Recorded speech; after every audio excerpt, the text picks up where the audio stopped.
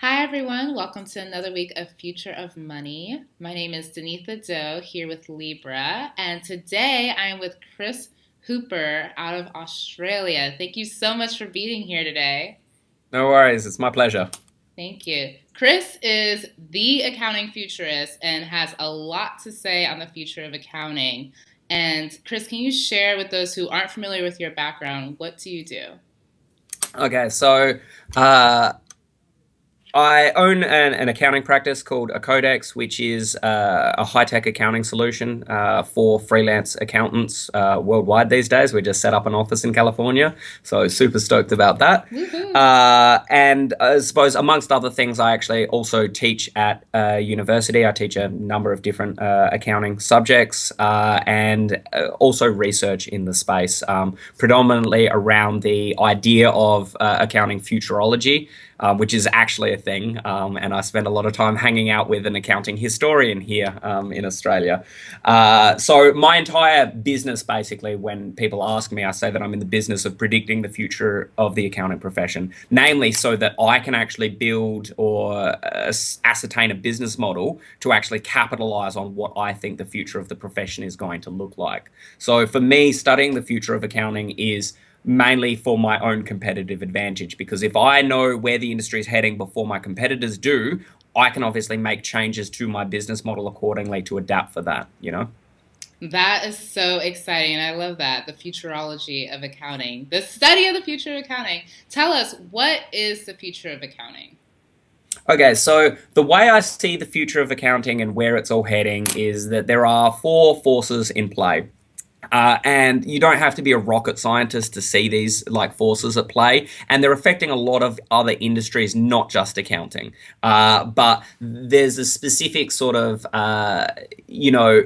relevance to the current state of the accounting profession. So those four forces are like changes in the labor dynamic, which is something I know that you're quite well versed on. Millennials entering the workforce, and their changing needs and the changes in work life integration and working habits and behaviors and that sort of thing. So there's the change in the labor force dynamic. Globalization is a huge thing, not just in accounting but worldwide. And we're looking at the globalization not just from a supply side but also a demand side. So by that I mean that firms such as an Australian firm can now service companies in America. The convergence of international accounting standards is really starting to break down some barriers in terms of like global accounting. But then also from a supply side in terms of labor, you're seeing countries like the Philippines and Vietnam and India really starting to become big players in terms of like the accounting, like outsource offshore type movement. And I'm seeing a lot of firms worldwide starting to move some of their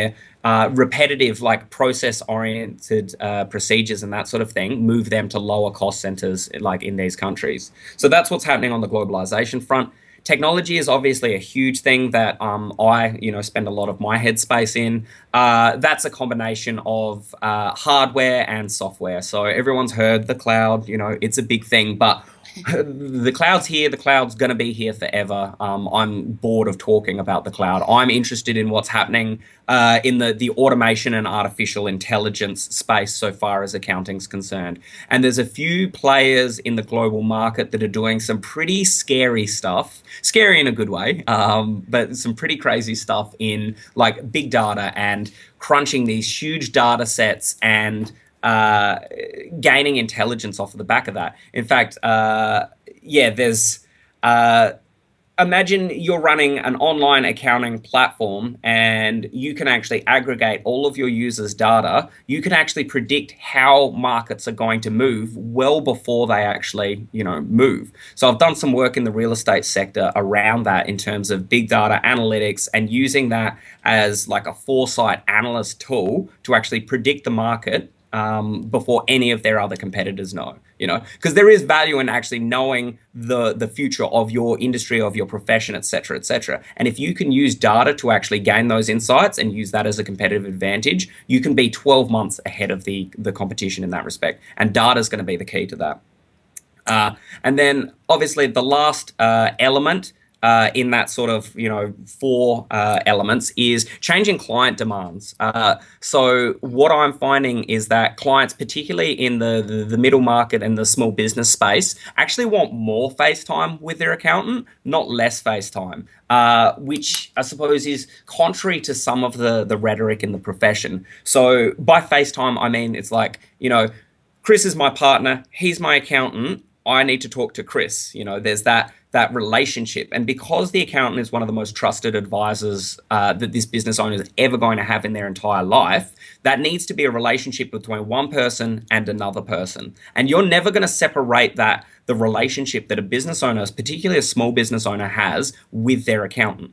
Now, in the corporate sector, this is a completely different world, yeah, because you're talking about, one CEO and their team, or one CFO and their team, and then one partner and a team of like 20 or 30 people. So most of the changes I'm talking about are concerning sort of the middle market and the small business space, particularly the small business play space, which is going to be heavily disrupted over the next 10 years. Wow, you hit on so many amazing points. I want to touch a little bit on the technology side of it. Yeah, sure. Can you tell us? So, the cloud is a topic that is just always talked about, and I love that we're moving past that. Can Yeah. we delve a little bit more into the artificial intelligence? What are you seeing? What companies are in this space helping us be at 12 months ahead of our competition? Yeah, so in terms of the artificial intelligence side of things, it's not necessarily companies at this stage, it's more people. Yeah. So I've spoken to a handful of people from across the world in this AI type space, and some of the bigger accounting technology companies actually have teams dedicated to the pursuit of this kind of not necessarily intelligence, because it's a very crude form of intelligence at the moment. So the thing we're seeing at the moment is known as what I like to call expert systems. So it's not even intelligence, it's a bunch of predefined if this then that type parameters. Yeah. So the example would be that you could basically upload, as an example, the entire Australian tax code, into a database, simplify, remove all of the crap from the legislation, and basically turn the Australian Tax Act into code. Yeah. And from the other side of that, what you could do is actually enter a client's specific parameters. Yeah. So these are the client specific variables. So I would log into this app, whatever it is, and whoever invents it, and basically enter my client parameters. So what's the age of the client? Are they married? Do they own a house? How many years have they been in business? What's the revenue of their business? What's their asset mix, et cetera, et cetera. And basically you enter these client parameters, and this expert system would essentially like just crunch the tax database, the tax knowledge base, and would basically spit out a memorandum of tax advice to optimize the client's tax circumstances based on the parameters that you've input. Now, this is going to be an interesting revelation for the accounting profession, because one of my biggest frustrations in accounting, particularly in the tax area, is the inconsistency or the disparity of advice. So you can have two accountants, yeah, two very senior, experienced, good accountants in the tax field deal with one client but give two different sets of advice. Yeah. What this expert systems and other expert systems like this are going to enable is consistency and standardization of this advice. And the firm that actually unlocks that and takes that to the market early, because clients can pay $5,000 to $50,000 for this type of advice. If you invest a few $100,000 in a system like this, then you can produce these reports. They can be 50, 100-page reports, in the click of a button, basically. And I think that's very exciting. That is super exciting. And I just had a huge aha moment because you just made it crystal clear. You touched on accounting firms are moving more towards consulting type of services. And this is why, because we are getting to a point where computers can do the compliance work for us and the the job for the accountant is to establish that relationship and Yeah. be a Just partner. another, I suppose, idea that's going to come through in accounting is that at the moment, you've got these data feeds and APIs throwing data. That's great. We're sort of starting to automate the value chain of bookkeeping and processing like that. What's going to happen over time is that these accounts will eventually start self-transacting, very in a very similar way to the way Amazon actually suggests, what books you should be buying. So you get a transaction that'll come through from your bank feed, and it'll say people with similar transactions to this coded this, this bank statement line to this account. Would you like to do the same? So the computer's just going to start suggesting things based on the data from everyone else's accounting file. And then you just basically click yes, yes, yes, yes, yes, yes, yes. And the needs for human input will actually go further down. But the next stage after that is that the software is going to start analyzing like your transaction data and against industry data as well. So it's like, Chris, debtor days in your industry are at 30 days, whereas your debtor days are currently sitting at 45 days, 15 days out of the industry benchmark. Would you like to initiate cash flow optimization parameters? Yeah, and then you just click yes. Yeah. So the computers are going to go from, automating our transaction behavior to analyzing our transactions against everyone else's transactions. But then the next iteration from that, and that's kind of that artificial intelligence-y type element, is going to be around the self-optimization or the self-execution of commands based off of the data that it's analyzed. And that's going to be a legitimate threat to your average small business advisor. And this is why you've got to sort of rethink what the role of the accountant actually is. If we assume that computers will be able to analyze and then self-execute cash flow, optimization, tax optimization protocols based on the intelligence that it's derived in the background. So that's the real challenge for me. What does the accountant do in 20 years' time? You just stole my question because as you're talking, I'm like, well, what is the role of the accountant with your knowledge of where the industry is going? What are accountants supposed to be doing?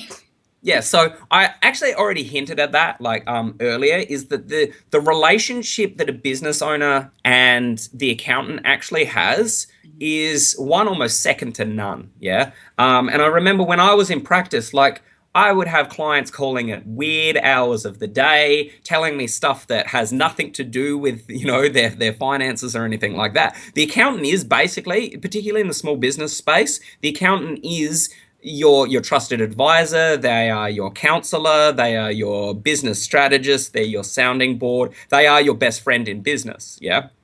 So you can automate all of the systems in the world and have these fancy analyst stacks and self-executing parameters and blah, blah, blah.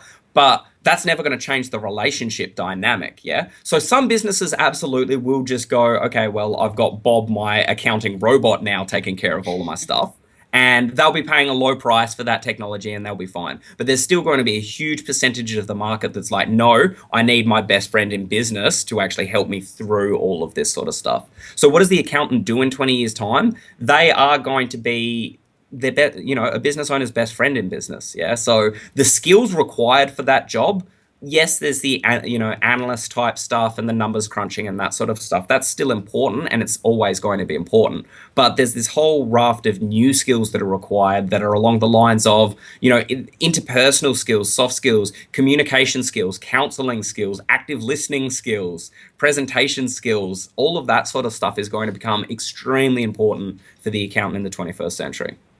I absolutely love that. And it also hits on a couple of things that accountants really developing an industry niche specialization so that you can help those clients really understand the pitfalls that other businesses have gone through and help them avoid that and really Yeah, helping them absolutely. see forward. Yeah. Yeah. So niching is going to be an absolutely imperative thing for the profession, like going forward. The way I see it is you can niche one of two ways in the accounting space. You either niche by your area of practice or you niche by your marketplace, or you're so hardcore that you do both. Yeah. Mm-hmm. So you could niche into the legal space and you can niche into the audit space and you become the law firm auditor. Yeah. And there's probably like only a handful of you around, which makes you like you can't be replaced when you're that tightly niched. Yeah. So I think we were talking before about like wearables and stuff like that. That's another really good example. If you become the accountant for the wearables sector, there's only going to be like two or three people like that in the world. So if you've got a wearable tech startup, you're only going to go to one of those three people. Whereas if you're sort of the classic generalist, generalist small business practice, like you'll find that you're really actually going to struggle to remain relevant, in 20 years time. So micro niching is insanely important. It's very interesting. And also, being the eyes and ears for your client ahead of time. Libra is Yeah. a digital currency company. And so one of the things that small business owners go to their accountant for is to help them understand where the future is going with money, tax laws. Can Yeah. you talk a little bit about digital currency? What are your thoughts on that space? Yeah, so it's funny you should mention that because, like, there's a guy I do some work with in Sydney who is actually the cryptocurrency guy in Australia. He's an accountant, he's the cryptocurrency guy in Australia, and he's basically the only one. So if you're in a startup that has anything to do with cryptocurrencies, you're basically going through this guy and this guy only. He's made himself so like relevant in that field that he is the expert, and that's also another thing about actually demonstrating active leadership within that market niche. So not only is he a really good accountant that knows everything about cryptocurrencies, he's actively blogging in the space, he's speaking, he's doing videos, etc., etc. So where I see cryptocurrencies, again, I'm not the expert here in Australia, but I obviously monitor the space quite actively. I think it's a big sort of question mark over the global financial market in terms of cryptocurrencies. I would love to see, Bitcoin as an example, or whatever cryptocurrency will be, become the global currency, and we basically remove all governments from the entire notion of currency and trading and exchange and that sort of thing. It's a bit of a dystopian vision. It conjures up images of Mad Max or something like that, but I think that's actually a really exciting prospect for me. The less involvement the government has in my finances, the happier I am. You know what I mean? And cryptos really are the people's currency. And it's very interesting to see what's happening in Southeast Asia and Africa, as an example, in terms of the unbanked populations and the importance that cryptocurrencies is actually going to have in those economies. Because it's very interesting to see emerging economies and how they evolve from a technology perspective. They typically like skip, they skip beats, if you know what I mean. Yes. So, the example in Africa and Southeast Asia is a great example because it's like cryptocurrencies are coming out. It's lower transaction costs, less paperwork, compliance, regulation, etc., etc. So it's almost like these countries have actually like just skipped banking. They're like, okay, cool. So these countries have just started sort of on the upswing economics wise, and they've gone, oh, well, banking's not all that it's cracked up to be. Cryptocurrencies seem to be more lightweight, efficient, but still have, everything going for them. We'll just skip over them and then just go straight into this curve. Whereas you'll see for every other developed economy on the planet where it's like, well, we've had these banking institutions for hundreds of years, it'll actually be harder for them to actually switch into this new currency and this new economy. And it's very similar for accounting firms in that respect. So I started my accounting firm, Accodex, like 4 years ago. From day one, we were very nimble and agile. It was like everything was laptops, Wi-Fi, and cloud. Like that was a given. So we adapted to all of the technology change quite quickly because we were just sort of, as they say, born in the cloud. Whereas for a firm that's been around for like 50 years and they've still got desktop computers, they've got server-based software, et cetera, them actually moving to, cloud technology and automation, that actually takes a lot more effort and a lot more time because they've first got to sort of unlearn what they've been doing for the last 20 years, scrap all of this hardware and infrastructure and policies and procedures that they've been using for the last 20 years, and then completely retrain their workforce onto this new technology. And I suppose you can see the similarities between accounting firms and technologies and, countries and the use of cryptocurrencies, Totally. Everything's so connected. And, Yeah. your point about Southeast Asia, parts of Africa, and the importance of globalization within the accounting industry, there's a huge tie. And now with the situation in Greece, a lot of the residents there are Yeah. utilizing digital currency because of, Yeah. their unfortunate situations. So it Correct. is a very interesting space to be in. Yeah. Yeah. So thank you so much. You are such a wealth of information. For an accountant that's listening, that's just like, oh my goodness, I don't know where to start. What's your advice to that person? In where should they start? I suppose that's the journey of 1,000 miles starts with one step. Just do something. Do anything. Buy a book or sign up for that cloud accounting software that you've been eyeing off, or just do something to get the thoughts flowing. I mean, for me, what I always recommend to my clients are, well, the ones that are thinking about starting a business but haven't fully committed yet, is it's like just like everything on Facebook and follow everything on Twitter so that you're just constantly like overwhelmed and inundated with these ideas and this information. And after a while you just start to reprogram yourself to think about that. So I suppose using that as an example, I would tell an accountant who's looking to start something or is a bit lost is just find the thought leaders and the blogs and the magazines and all of that sort of stuff that are talking about technology in the accounting profession. Follow those people, find those blogs, follow them on Twitter, find them on Facebook, so that your entire feed is just like nothing but accounting technology. That's basically what I do, and this is why I live and breathe this stuff. Is because you go through my Twitter account and it's just like accounting tech news everywhere, and that keeps your head in the space. So I think that'd probably be the easiest first step for any accountant out there. That's such a great suggestion. And I would say to reach out to you, Chris. So, where's the best way? How can someone best connect with you? Twitter is probably my favorite channel of all. It's just at Chris Hooper 87. And yeah, just look me up on Twitter and like actually tweet me as well. Yeah, like I find it weird that people will follow me on Twitter and then they just won't say anything at all. It's like this is a channel for communication. So find me, follow me, and say hi, and we can get a conversation going. Yeah, Chris, you're awesome on Twitter. So definitely, if you find him on Twitter, do talk to him. He's great. Thank you so much for your time today, Chris, and what you're doing within the profession. It's very inspiring. No worries. Thank you. Thank you. See you all next week. Bye.